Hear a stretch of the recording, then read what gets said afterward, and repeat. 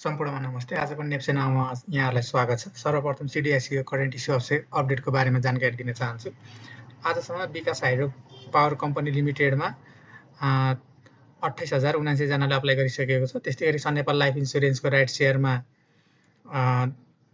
2,09,730 जनाले अप्लाई गरिसकेको छ। त्यस्तै गरी सन नेपाल लाइफ इन्स्योरेन्सकै प्रमोटरको राइट सेयरमा चाहिँ 25 जनाले अप्लाई गरिसकेको छ।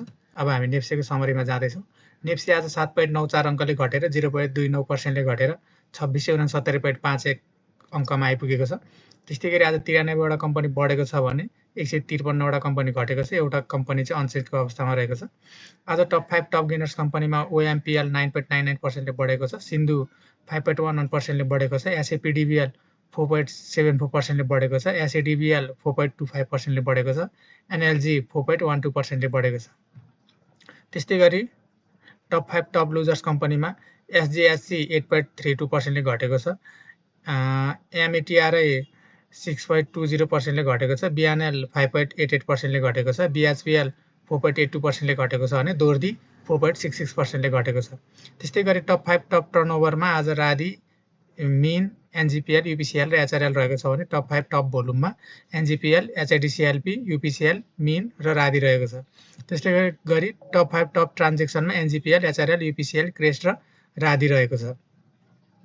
त्यस्तै गरी आजको मार्केट समरीमा टोटल टर्नओभर आज चाहिँ 10 अर्ब 69 करोड 86 लाख 51,680.70 भएको छ भने टोटल ट्रेडेड सेयरमा 2 करोड 30 लाख 26,245 भएको छ। त्यस्तै गरी टोटल ट्रान्जेक्सनमा 88,121 भएको छ। त्यस्तै गरी टोटल स्क्रिप्ट ट्रेडेडमा 316वटा कम्पनीको भएको छ।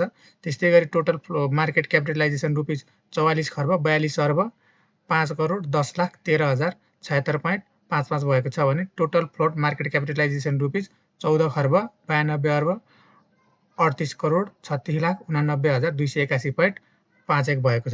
त्यस्तै गरी नेप्सेले आज चार्ट मार्फत हेर्दाखेरि नेप्से आज बोलिङ्गर ब्यान्डको अप्पर ब्यान्डभन्दा माथि गएर फेरि फर्केर अप्पर ब्यान्डको नजिक नै क्लोजिङ दिएको देख्न सकिन्छ। त्यस्तै गरी पीबाट हेर्दाखेरि रेजिस्टेन्स टुलको नजिक पुगेर बजार फर्केर आएर रेजिस्टेन्स 1 भन्दा तल तर पीको नजिक चाहिँ क्लोजिङ दिएको देख्न सकिन्छ। तर पी भन्दा नै माथि बजार नै रहेको देख्न सकिन्छ। त्यस्तै गरी मुभिङ एभरेजबाट हेर्दाखेरि 200 को यामी नजिक आएर बजारले क्लोजिङ दिएको देख्न सकिन्छ। त्यस्तै गरी इचिमोका क्लाउडबाट हेर्दाखेरि बेसलाइनको लाई टच गरेर बजारले क्लोजिङ दिएको छ। क्लाउड भन्दा पनि तल नै बजारले क्लोजिङ दिएको देख्न सकिन्छ। त्यस्तै गरी सारबाट हेर्दाखेरि आज बुलिसको डट दिएको देख्न सकिन्छ। त्यस्तै गरी सुपर ट्रेन्डबाट हेर्दाखेरि सुपर ट्रेन्डलाई नै क्रस गरेर बजार माथि गएको तर फेरि घटेर सुपर ट्रेन्ड भन्दा पनि तल आएर चाहिँ बजारले क्लोजिङ दिएको देख्न सकिन्छ। त्यस्तै गरी 926 को यामी क्रसबाट हेर्दाखेरि 926 को यामी भन्दा पनि माथि नै बजारले क्लोजिङ दिएको छ। त्यस्तै गरी 926 को यामी क्रसबाट हेर्दाखेरि 926 को यामी भन्दा पनि माथि नै बजारले आज क्लोजिङ दिएको चाहिँ देख्न सकिन्छ।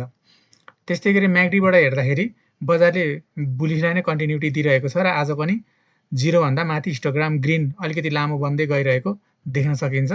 त्यस्तै गरी आरएसआई आज 53.77 रहेको छ। एमएफआई 44.66 रहेको छ। त्यस्तै गरी स्टोक 49.51 र 38.83 रहेको देख्न सकिन्छ। हस्त यति जानकारी गराउँदै नेप्सेनाबाट बिदा हुन चाहन्छु। हस्त धन्यवाद।